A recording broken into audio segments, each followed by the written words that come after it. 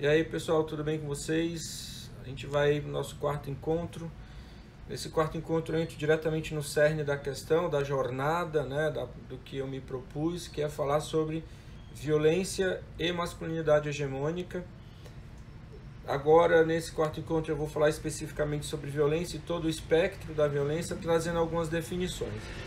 Então, segundo a Organização Mundial da Saúde, ela define violência como o uso intencional da força física de forma real ou em ameaça contra si mesmo, contra outra pessoa, ou contra um grupo ou uma comunidade. E o uso intencional do poder, que pode apresentar grandes possibilidades de resultar em lesão corporal, morte, dano psicológico, deficiência de desenvolvimento, privação, negligência, atos de omissão e todos os tipos de abuso físico, sexual e psicológico, bem como o suicídio e outros atos de autoabuso. A violência ela é dividida conforme as características de quem comete o ato da violência em si. Então a gente está falando que a violência ela tem uma tipologia. Então a violência, a gente tem a violência dirigida a si mesmo, que é a auto-infligida, uma violência interpessoal ou intrapessoal e uma violência coletiva. A violência ela tem uma natureza, né? Ela pode ser de natureza física, sexual, psicológica, moral, patrimonial, e envolvendo a privação ou a negligência. Quando a gente fala sobre envolver privação e negligência, a gente coloca dentro dessa natureza da violência crianças e idosos. Segundo o relatório mundial sobre a violência e saúde, a violência ela tem raízes, mas a grande verdade é que não existe um fator único que explique porque algumas pessoas se comportam de forma violenta em relação às outras, ou porque a violência ocorre mais em algumas comunidades do que em outras. O que a gente sabe é que a violência é o resultado de uma interação bem difícil, bem complexa, de fatores individuais, de relacionamentos, fatores sociais, culturais, comunitários e ambientais. E um dos passos importantes para evitar a violência é entender como esses fatores estão relacionados ou correlacionados à violência. Bom, uma pergunta que sempre é feita, né? Como é que a violência pode ser evitada? Então a gente tem tipos de prevenção e tipos de intervenção. Nos tipos de prevenção, a gente tem a prevenção primária, que é evitar a violência antes que ela ocorra, e daqui a pouco eu dou alguns exemplos.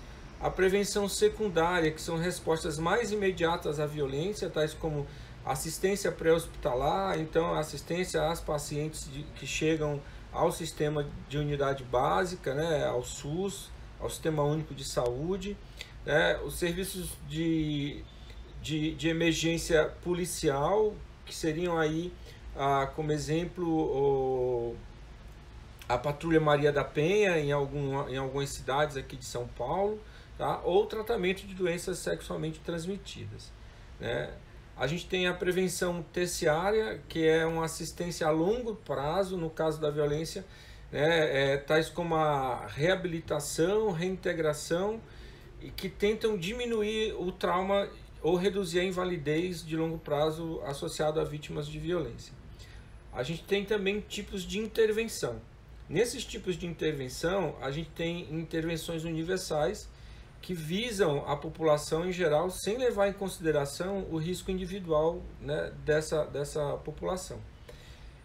A gente pode associar intervenções universais com as prevenções primárias, né, trazendo campanhas, né, porque como eu não levo em consideração o risco que essas pessoas correm, então através de criação de campanhas, né, publicitárias que podem ser veiculadas através das redes sociais, através de jornais, através da mídia de uma forma geral, campanhas que podem trabalhar com a conscientização, né, de uma linguagem não verbal, né, ou de falar sobre a violência em todo o seu espectro.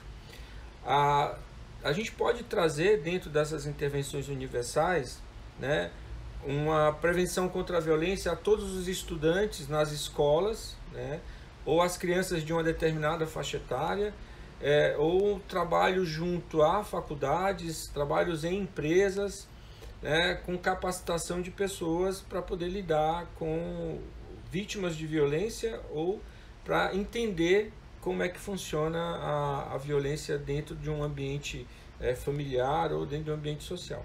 A gente tem as intervenções selecionadas, que são abordagens voltadas para as pessoas consideradas sob maior risco de violência, que apresentam um ou mais fatores de risco de violência. Então seria o trabalho voltado às mulheres que sofrem especificamente a violência doméstica, que sofrem violência de gênero. Tá? Então, de novo, a gente pode colocar aqui, tá, o trabalho assistencial, né, os trabalhos de acolhimento a essas vítimas, o próprio SUS também, né, de acolhimento a essas vítimas que chegam até a unidade básica, né, as UBSs, né, das unidades básicas de saúde, né, para dar esse atendimento. Mas também as ONGs que tem aí, né, espalhadas pelo Brasil, que dão suporte, né, psicológico, suporte social e suporte dentro da questão de fornecer advogados para dar um suporte na área do direito para essas vítimas. A gente tem intervenções indicadas, que são as abordagens voltadas àquelas pessoas que já cometeram, né, ou demonstraram comportamento violento, cometeram violência ou demonstraram comportamento violento, e tais como trabalhar com essas pessoas que são os perpetradores de violência doméstica. Então, o exemplo são os grupos socioeducativos e reflexivos que também tem aí espalhados pelo Brasil. A gente tem dois grupos que eu posso elencar, dar como referência, que é o projeto Tempo de Despertar e o projeto E Agora José, aqui na Grande São Paulo. Mas também a gente tem grupos, né, de homens que trabalham com homens que não são autores de violência doméstica e que discutem, né, violência, masculinidades, discutem paternidades, machismo, né? Esses grupos também são importantes. Então tem vários grupos espalhados pelo Brasil, né? A nossa referência maior desses grupos hoje é o pessoal do Papo de Homem, e depois vem os outros grupos junto, né, a ele, que é o Ser Cabra Macho, a Hora H, Terapia Coisa de Homem, e vários outros que a gente tem aí pelo Brasil afora. Tá?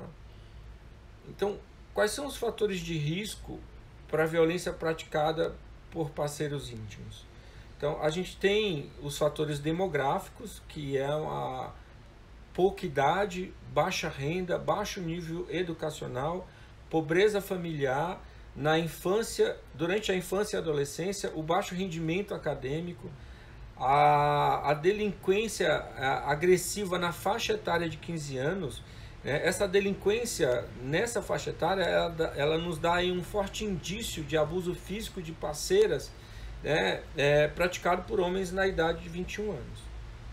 Então, esses meninos que apresentam essa delinquência aos 15 anos, delinquência agressiva, quando eles iniciam um relacionamento, né, quando eles iniciam namoros ou quando eles casam, existe uma forte tendência de que eles cometam, né, violência física, né, em suas parceiras.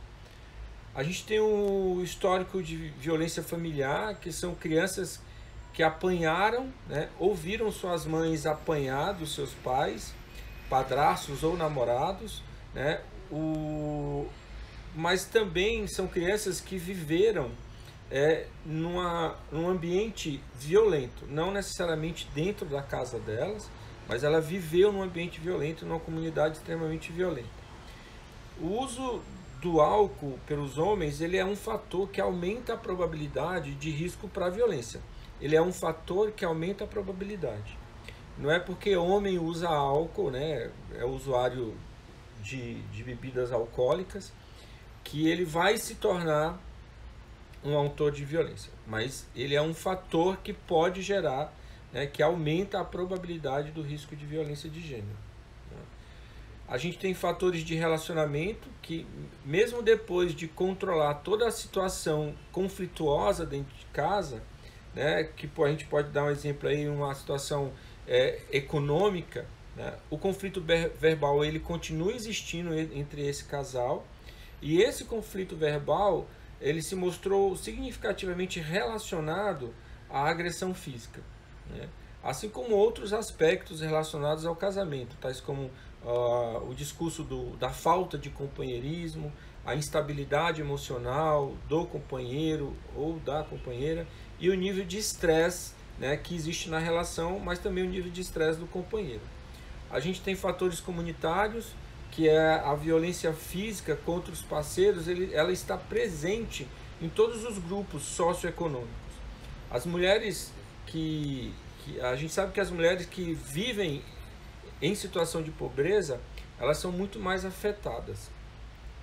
A gente também tem os fatores sociais, que a violência de gênero ela ocorre com muito mais frequência em sociedade onde os homens têm poder econômico e um poder econômico também aliado ao poder de decisão no lar, em lugares onde existem guerras, conflitos ou rebeliões sociais que estejam ocorrendo, onde as pessoas têm fácil acesso às armas ou a armas, onde os papéis dos homens e das mulheres que ocupam na sociedade, né, frequentemente são rompidos. Então as mulheres ocupam mais o mercado de trabalho, né, onde homens acabam ficando em casa. Então esses padrões, né, que a sociedade coloca, eles são quebrados, são rompidos, então aumenta a probabilidade de violência, né?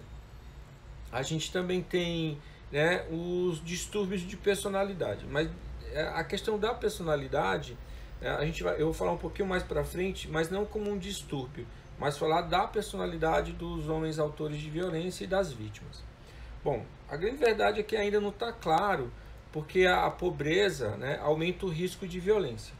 Se é por causa da baixa renda, né, da superpopulação daquela comunidade, da sensação de inadequação do homem e não cumprir o papel de provedor, né, que é cobrado por ele, pela sociedade, tá?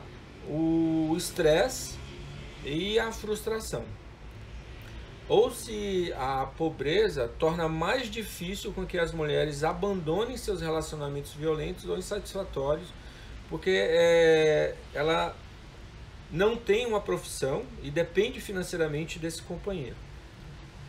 A violência ela é muito mais alta entre as mulheres cujos maridos, né, sofreram a violência ou presenciaram violência durante muito tempo no seu lar, né, quando eles eram crianças.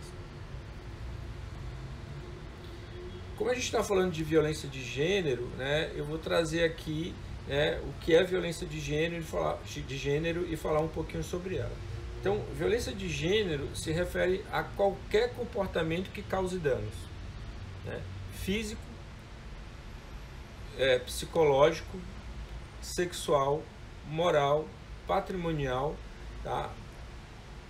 E esse comportamento de violência de gênero, né, ele inclui atos de agressão física, tá? Tais como estapear, socar, chutar e surrar. Eu vou abrir aqui um parênteses para falar da minha experiência com os homens autores de violência, de quando eles chegam, né, no primeiro encontro, né, que os juízes mandam, né? Então, o primeiro encontro lá no projeto Tempo de Despertar, chega um grupo de homens autores de violência doméstica autuados pela Lei Maria da Penha, e a gente faz uma pesquisa, um questionário com eles, né, para saber idade, a questão socioeconômica deles, um pouco da história familiar, isso, se eles têm conhecimento quais são os tipos, de violência, né, existentes. Olha, a maioria, a maioria eles não sabem quais são os tipos de violência. Eles têm ideia e associam a violência somente à violência física. Então o discurso sempre é: eu não sei porque eu estou aqui, eu nunca bati nela, eu não sei porque eu estou aqui, né? Eu nunca a agredi, né? Eu nunca levantei a mão para ela.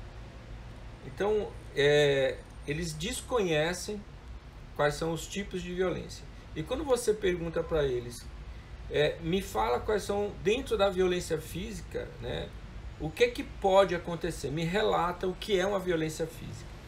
E sempre vem, né, o socar, o bater, né? Então a violência física ela não está atrelada só ao bater, tá? Mas vamos dar continuidade que aí eu vou trazer outras experiências.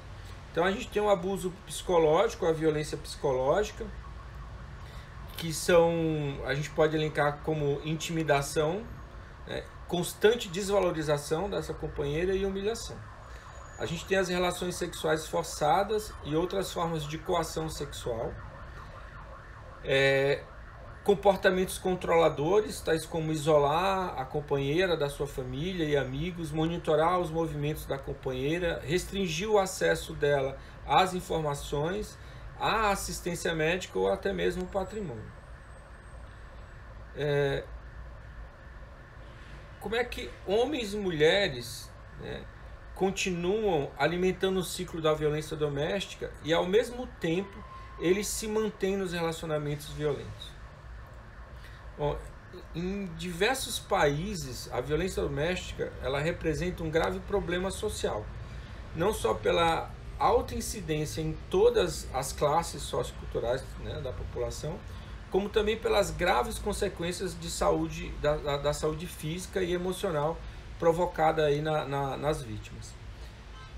Foi feito um estudo de investigação e um levantamento bibliográfico sobre a violência conjugal que examinou todo o enquadramento histórico, os tipos de violência, os possíveis fatores predisponentes para a vitimação, o impacto dessa violência nas vítimas e nos autores de violência e os fatores de permanência na relação com a violência doméstica.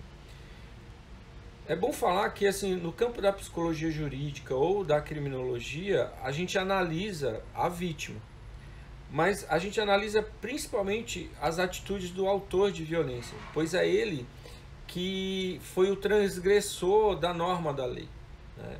E a gente faz essa análise exatamente para que a culpa sobre determinada violência não recaia, né, sobre a pessoa que sofreu a violência, sobre a vítima da violência. O ciclo da violência doméstica. Então, falar sobre o ciclo da violência doméstica de uma forma pedagógica é importante para a gente entender ele, né? Mas como o ciclo em si, né, ele não tem uma sequência. Mas vamos lá, os maus tratos nas mulheres eles não são constantes, né? Então dentro do ciclo da violência os maus tratos que ocorrem nas companheiras eles não são contínuos, né? Eles são cíclicos. Então acontece aqui um pouco, acontece de novo, depois ele vai acontecendo, tá, em momentos diferentes. E nem a violência dentro desse ciclo é o acaso, né? Existem gatilhos que fazem acontecer essa violência. Então esse ciclo é definido, né? Ele tem uma definição porque procura explicar por que as mulheres se sentem desamparadas, confusas e com dificuldade de sair da violência em si. Bom, o ciclo ele tem 3 fases bem distintas que vão variar em tempo e intensidade, e a gente chama, né, esse ciclo da teoria das 3 fases, né, da violência familiar, ou simplesmente o ciclo da violência doméstica ou intrafamiliar. Como eu falei, didaticamente a gente enumera as fases, né, mas como é um ciclo, né, ocorre dentro de uma relação conjugal, né, a fase do ciclo ela pode iniciar em qualquer momento, em qualquer uma das fases, né? As situações, pode ocorrer em qualquer uma das fases. Então a gente tem aí como primeira fase, né, dentro do ciclo da violência, que é a fase da emergência da tensão. A segunda fase seria a fase do incidente crítico da agressão, é quando realmente ocorre a agressão. E a terceira fase é a fase da reconciliação ou de trégua. né? E as pessoas chamam da fase de lua de mel. Bom, na primeira fase, que é essa fase da acumulação da tensão, a mulher tenta acalmar o autor de violência, né, da violência, e nesse momento ela se torna submissa, ela tenta antecipar os caprichos desse homem, né, desse companheiro, ou ainda tem uma atitude de evitamento, no sentido de evitar a continuidade da violência, né, porque ela percebe que é um momento de tensão. Então ela tem medo de que essa tensão se transforme num ato violento. Então ela toma atitudes de evitamento. Muitas vezes, né, a mulher assume, né, a culpa, que não é dela, ou pode ainda arranjar desculpas para uma determinada situação de explosão do autor de violência. A verdade é que essa tensão ela vai crescendo, né, e o homem que é autor de violência, o seu parceiro, né, ele não tenta controlar os impulsos, né, mas simplesmente ele não controla porque ele está apoiado nessa aparente passividade da companheira dele, da mulher. Bom, a mulher ela tenta aí prolongar essa primeira fase, procurando acalmar o companheiro de todas as formas que ela pode. No entanto, é nessa primeira fase, né, que a fragilidade da relação pode ser abalada, mais ainda, né, por qualquer situação, né, qualquer situação pequena, mas normalmente não são situações relacionadas ao casal, são situações externas ao relacionamento, né, são situações econômicas, situações de estresse, são situações de ciúmes, né, achando que tem outra pessoa, e é uma situação externa, insegurança. Bom, mas à medida que o comportamento do homem autor de violência se torna, né, mais hostil, mais difícil é suportar a tortura psicológica, né, e o que leva a mulher a evitar esse homem, criando uma tensão muito maior no companheiro, por esse comportamento evitativo, porque ela tem medo de apanhar, né? Ela tem receio, e aí isso vai gerando, como é um ciclo, isso vai gerando, né, esse nível de tensão vai crescendo mais ainda. Na segunda fase surge o descontrole total, né? É onde explode toda a descarga de tensão acumulada que se acumulou na primeira fase. Aqui não é o comportamento da mulher em si, mas sim algum comportamento externo ou ainda o estado, né, emocional interno desse homem, que é o desencadeador, que é o gatilho dos atos de violência. Então qualquer coisa que aconteça, tanto internamente nele, que seriam, né, as inseguranças, que mais para frente eu vou falar, né, como fatores externos, desemprego, né, ou qualquer outro, a própria uso de álcool, né, ele é um gatilho que pode, como eu falei, quem usa álcool tem uma propensão maior, né, a se tornar violento. Então, por vezes também pode ocorrer ser a mulher a provocar um incidente, mas simplesmente, né, por não suportar mais a ansiedade e a raiva, né, de ser agredida por diversas vezes. Então, quando ela provoca, né, esse incidente, ela não está provocando porque ela quer apanhar ou porque ela gosta. Ela simplesmente está buscando, né, uma forma de se libertar dessas agressões, e aí ela parte também para atos agressivos, às vezes atos verbais ou até atos físicos, mas é a forma e é o recurso que emocionalmente está disponível para ela, né? Porque a gente tem dois recursos básicos, né, quando a gente está acuado, quando a gente está sofrendo, que é luta ou fuga, né? Essa mulher ela já fugiu na primeira fase, que é a fase da tensão. Na segunda fase, né, ela não consegue mais fugir. E aí ela utiliza um outro recurso emocional, que são os recursos primários aí, e aí ela vai para a luta. E, infelizmente, ela sofre mais ainda. Tá? Nessa fase é bem impossível prever o tipo de violência que vai ocorrer. E a única alternativa que a mulher pode apresentar, que ela pode encontrar, é um lugar seguro. E normalmente esse ciclo, nessa segunda fase, é um ciclo bem curto, né? Mas muito difícil, né, para a mulher. Porque é a fase que ela apanha, né? A fase que ela sofre a violência física. Porque na primeira fase ela já está sofrendo alguns tipos de violência. Na primeira fase ela já está sofrendo violência moral, ela já está sofrendo violência psicológica, ela pode já estar sofrendo violência patrimonial, né? Ela pode estar sofrendo outros tipos de violência na primeira fase, mas é na segunda fase que a violência física ocorre especificamente. Tá?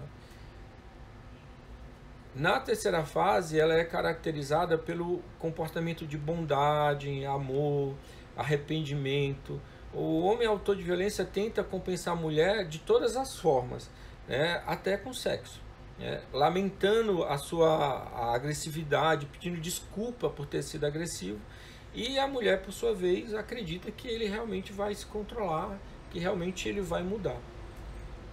Bom, é nessa fase que normalmente as mulheres elas vão retirar as queixas, que elas desistem de se separar desses homens, né, ou desistem do divórcio. Tá?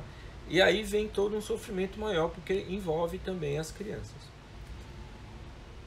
É nessa fase também que as mulheres percebem o nível de fragilidade e insegurança do autor de violência.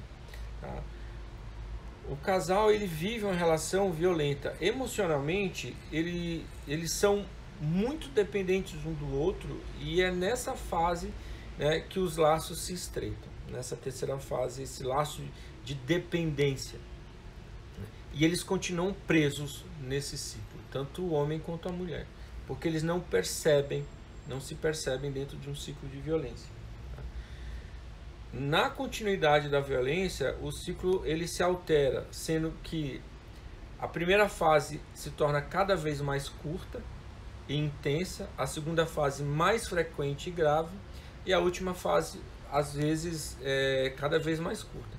Então você percebe que o ciclo de violência, didaticamente, a gente explica, mas a gente tem que entender a dinâmica familiar para entender em que momento do ciclo de violência essa mulher está. Em que momento, né, a gente consegue trabalhar de forma adequada com ela, e em que momento a gente consegue trabalhar de forma adequada com o homem. Se ele está na fase do enamoramento, fica muito difícil, né? E não fica muito difícil trabalhar com esse homem, né? Porque ele entende que a mulher já perdoou ele, que as coisas estão tudo bem, que está tudo tranquilo, né? Que eles estão em paz. Então ele dificilmente ele vai entender, né, mais ainda, de que ele cometeu uma violência, um ato violento, de que ele cometeu violência familiar porque a mulher perdoou ele. E ele não deveria nem estar ali no grupo, né, do tempo de despertar e ter tido uma autuação e ter um boletim de ocorrência dizendo que ele agrediu a mulher, porque não faz sentido, né? A mulher o perdoou. Quando a gente pega o homem que está nessa fase da agressão física, né, você consegue fazer ele entrar num processo reflexivo através de comportamentos de espelho, né? Você se mostra agressividade para ele, né, e aí através do comportamento de espelho ele consegue, né, entrar num processo reflexivo. Tá? E nessa fase, na primeira fase da criação de tensão também, a gente consegue, né, trazer ele mais fácil no processo de reflexão. Bom, a dinâmica do ciclo e das fases vai ajudar a gente a explicar a razão por que as mulheres se sentem culpadas e envergonhadas pela violência cometida pelos seus companheiros, e por que se torna tão difícil, né, ela sair dessa relação de maus tratos, mesmo quando ocorre, né, quando ela está correndo um perigo de vida. A gente vai falar um pouquinho agora sobre a tipificação da violência doméstica, né? Os tipos de violência doméstica. Bom, os maus tratos à mulher, geralmente esses maus tratos ocorrem em contexto de uma vitimação múltipla, podendo ocorrer maus tratos físicos, isolamento social, intimidação, maus tratos emocionais, verbais e psicológicos. E também ameaças, violência sexual e controle econômico.